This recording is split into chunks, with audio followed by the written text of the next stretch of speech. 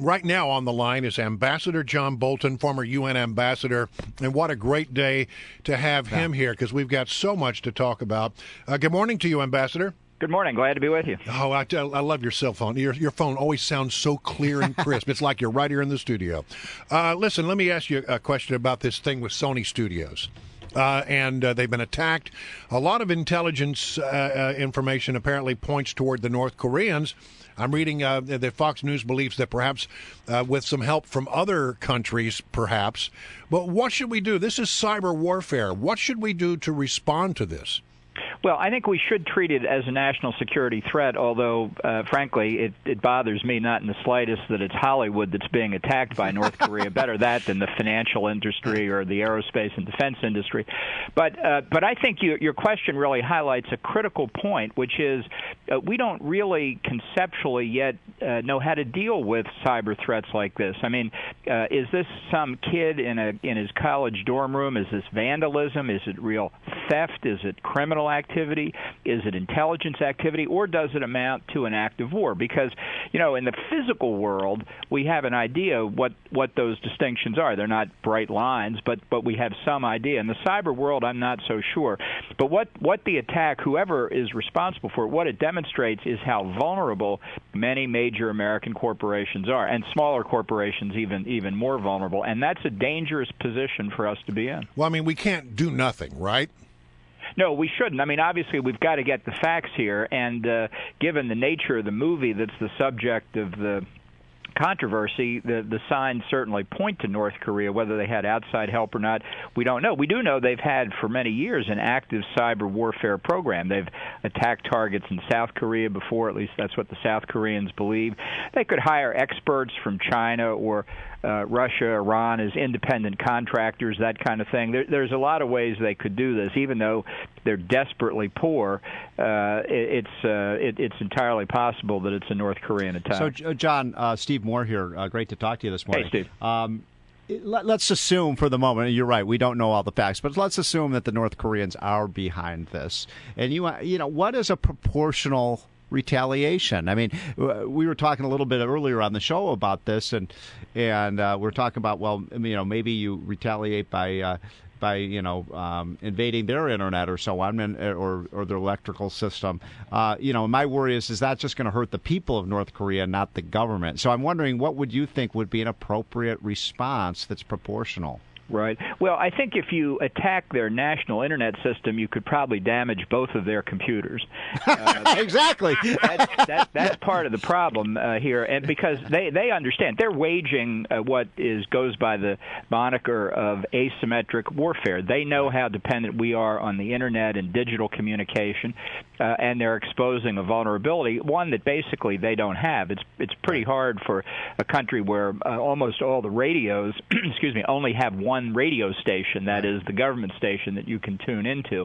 I think North Korea is a threat that never should have been let out of the international isolation we put it in. We never should have taken it off the list of state sponsors of terrorism. We never should have given them access to international financial markets. That was all as part of an effort to get them to stop their nuclear weapons program, which, of course, they haven't done, just like Iran hasn't stopped theirs. I think you need a longer-term strategy to deal with North Korea, and I think ultimately the objective should be eliminating it, reuniting the two Koreas on the peninsula and having one free country. But your question goes exactly to the point of what is an appropriate response. You have to determine really not only what our defensive capabilities are, which are inadequate, but what our offensive capabilities in the cyber world should be. The people out at NSA, when they're not spending time explaining why they're not spying on Americans, are doing the best they can in the cyber world, but I don't think they've been given the priority they should. I don't think they've got the resources they should have. This is a worldwide problem for the United States, and I think we're still coming from behind. All right. I want to talk about Russia because a lot of people are looking at the situation in Russia. The ruble has lost 50% of its value. Putin's in trouble. Many people think that the Russians are circling the drain, that the whole thing could come apart. What should we be concerned about in this regard? Well, let's be clear. The Russian leadership couldn't care less about the standard of living of its people, to the extent that it doesn't threaten their hold on control in the Kremlin.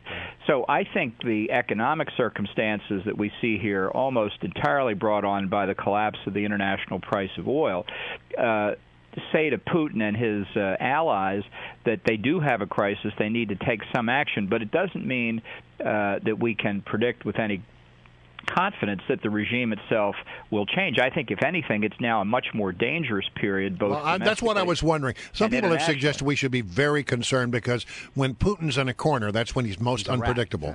Right. Two things he could do. Number one, classic for an authoritarian country, create an international crisis. Go after Estonia, Latvia, and Lithuania. Blame, as he has already, the economic troubles on the United States. Divert the people's attention by going international, the Baltics, Ukraine again, somewhere else.